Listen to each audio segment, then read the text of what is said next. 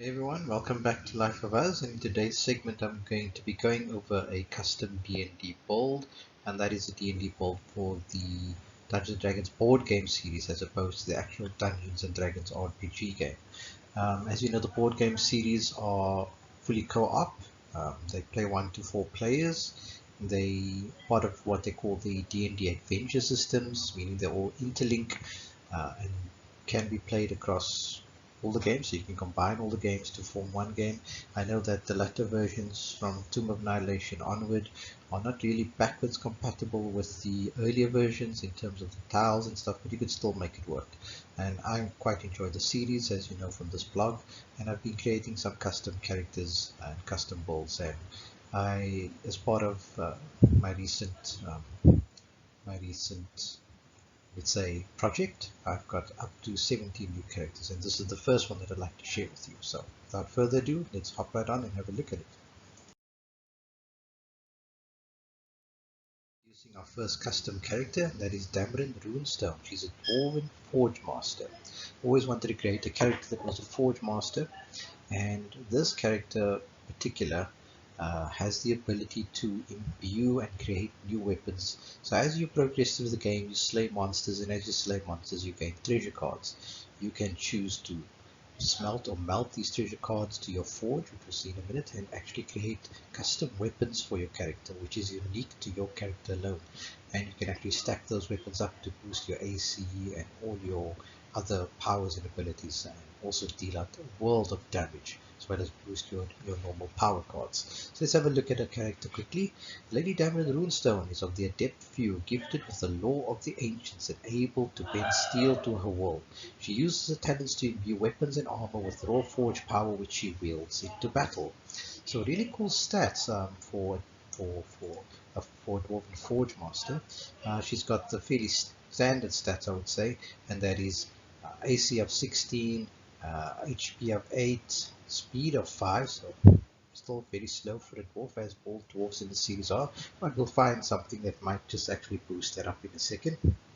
Her base ability is called Forge Mastery. It says once per turn during your hero phase, you may move any 2 metals on your Forge Master stack. So metals is what she uses to forge new weapons, and there are 3 variants of metals. There's copper, there's silver, and there's bronze, there's silver, and there's gold. Obviously varying in terms of the value and in terms of the type of weapons that you can forge and type of armor that you can forge with those metals. So once per turn, during your hero phase, you can move any 2 metals on your Forge Master stack. So the more metal you accumulate from treasure cards and slaying monsters and all sorts of other abilities, you can start moving them around and start forging new weapons and new armors. In terms of her power, she has the following power cards: Metallurgy, which we'll have a look in a minute; Precise Strike, that's an at-will. Then you can select 1 additional at-will, 1 utility, and 1 daily power. So that's her stats in a nutshell. Um, Dwarven Forge Master Dameryn Ruinestone. No, not Dwarven Forge Mistress, because she is a master of the forge. We're not referring to a particular gender, but rather her actual talent or skill. And she's a really powerful, adept master of the forge. Having a look at the second, third, and fourth level for all the new characters in this game, I've decided to up the levels up to level 4. Fourth level, third and fourth level were introduced in Dungeon of the Mad Mage series. Anyone asking, I'm drinking rooibos tea. In South Africa, it's a very popular tea of choice, very relaxing and quite tasty. So, yes, so second level stats fairly straightforward and standard as per all variations of the card. Third and fourth level, I'm not going to get into it, but obviously the addition of expert powers, as we see over here, um, and then obviously boosting AC and boosting HP as you go along and upgrade. One thing to note is that when you level to level 3 and level 4, there's either a cost of XP, which is 20 as you can see here, or there is a cost of gold. So your actual gold level you have to pay to level your character up to that. And you can only level up between adventures to levels 3 and 4. You cannot level up in game. Cool. So let's have a look at moving on from character. This is the card that I was telling you about. This is an additional, basically the same size print as the character card itself. special card that's unique to her character build, that she has these various metals, as you can see on the top here. We've got bronze, we've got silver, and we've got gold, and they each and on the right hand side there are a list of different types of armors and weapons that you can forge. So 3 bronze would give you a shield of holiness, 5 an axe of vigor, 7 boots of striding, and so on. And the gold starts giving you really cool things like holy armor and holy axes of cleaving at the highest level. The legend at the bottom says 5 bronze equals 1 silver, and 3 silver equals 1 gold. So bronze might be the cheapest currency, but to get to gold you need to accumulate enough of the others to actually develop, to actually start forging those down. All of these cards, all of these powers and cards and weapons and armor that you see on the side, on the right hand side, they are actual cards that we'll see in a minute. A separate class or deck of cards which is unique to the Forgemaster. So moving are her at-will powers. The one at-will which we saw on her character card, which is Precise Strike. Standard Strike, which is attack 1 adjacent monster with an 8 doing 1 damage. There's also the next at-will, which is a Hurled Axe, which is a ranged attack, doing 7 attack, doing 1 damage, and attack 1 monster within 2 tiles of a hero. Then we've got an Axe Trowel, 5 and 1 damage each, but allows you to attack 1 adjacent monster and then attack another adjacent monster. So a double attack with 5s. Not very strong in terms of buff stats because it's only a 5, but we'll see in a minute how some of her forge powers actually can help buff up these attack values over here as we go along. So those are her at-wills. In terms of her daily powers, there are 3. There's Catapult, which is a funny text which says nobody tosses a dwarf. This one says move your speed and attack 2 monsters within 1 tile. For each defeated monster, place 1 bronze on your Forgemaster's track. It's +5, doing 2 damage, 1 on a miss damage. Okay, so fairly standard. Not very powerful attack, but does give you the ability to actually move and attack at the same time. Champion Strike. This is a very strong attack. Does 2 damage, +9 on a miss, does 1 damage. One thing to note about these attacks, all of them in fact, is that after you defeat monsters, you get to place coin or bronze on your Forgemaster track. Either 1, 2, or 1. As in the case of Sure Strike, you can attack 1, 2, or 3 monsters on your tile. As a +6, doing 2 damage. So those are the daily powers. And as you probably want to use them sparingly, but when you do use them, try to defeat the monster so you can generate additional coin for your forging, or additional metals for your forging. To the utilities, in terms of the actual metals that are used for this character, I have a separate little game that I bought a while back called Ninja Dice, and inside of the Ninja Dice there was some little token coins of bronze color, silver, and gold color, and I just used them to denote her metals on her forge deck.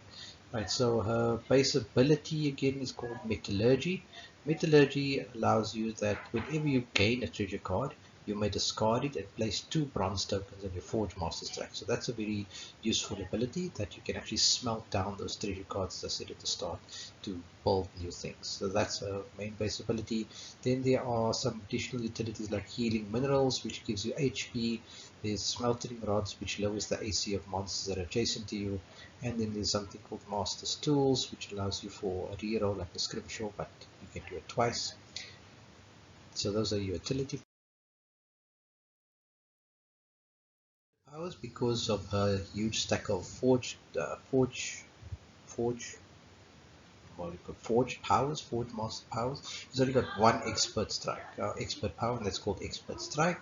It is a very powerful card though. It's +12, doing 4 damage, 2 on a miss, and it's attack 1 adjacent monster. But if you defeat the monster, you get to place 5 silver on your Forgemaster stack. So this is one really powerful card. So let's hop right to the Forge powers. That's the back of the Forge card. As you can see, there's the Forge from the Forgemaster's track. The first one is called the Shield of Holiness. The Shield of Holiness just gives you a +1 bonus to AC and a +1 damage against undead monsters. Costs 3 bronze to do. So if you had 1 treasure card, we'll have 2 treasure cards, you'd be able to forge Shield of Holiness to boost up your character.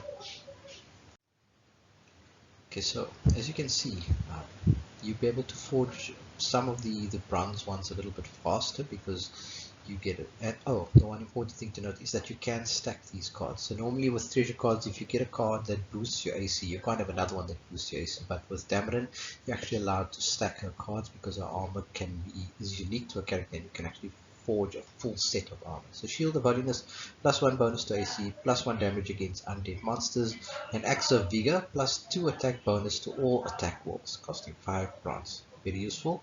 Boots of Striding, like I said, dwarves are generally slow in this format of the game. This one does give you a +2 to speed. You can choose to forge or not forge any of these items. It all depends on how you want to play the game or which weapons you want to craft. I'd say an Axe of Vigor is a very cool card to have because it will buff up all of your at-will attacks.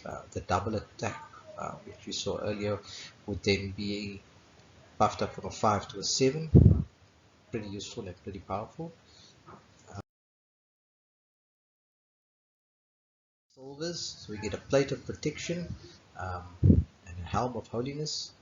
Let's look at the Helm of Holiness first. That gives you a buffed up AC, +1 bonus to AC, +1 attack bonus against adjacent monsters. So boosts up your attack against adjacent monsters and a +1 bonus to AC, along with the +1 bonus of the Shield of Holiness. That would make you a pretty formidable fighter and a pretty formidable tank fighter as well.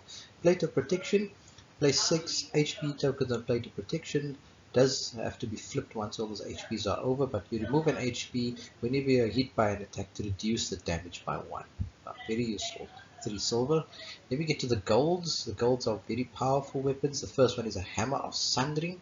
Attack all monsters on your tile. After the attack, any monsters left are stunned. It's a +12 doing 3, so it's expert level type weapons that we've got here. Cost 2 gold, and remember gold is not cheap to come by. You have to accumulate silver to forge gold. Pendant of Power, that's the next one. +1 damage, +1 damage against all adjacent monsters. Against 2 gold, and a very powerful card in that it automatically deals 2 damage. So these ones you want to start forging at some point as you progress through the game.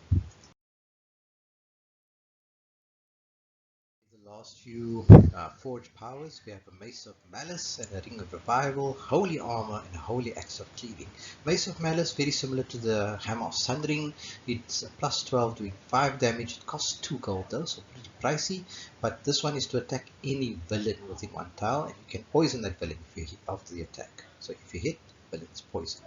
Ring of Revival, this is, think of it as an additional 2 healing surges, because what it does is you place 2 HP tokens on this card. Whenever a hero would use a healing surge, you remove an HP token and that hero gains +2 HP instead and is revived. Definitely benefiting the party. Then the last 2, which are 3 gold each, are very pricey, is Holy Armor.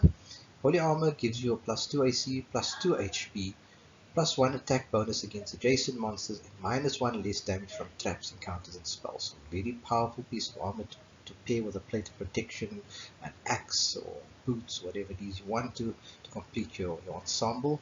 Then we have a Holy Axe of Cleaving. Attack all monsters on your tile, +14 doing 5 damage with 300 miss damage. After the attack, all the monsters left are stunned. So while it might seem like some of these forged powers are a bit overpowered and OP for the game, I assure you that that's not really my intention with this. Wasn't to create OP characters, was actually to pair it with some of the villains and monsters that I've been creating.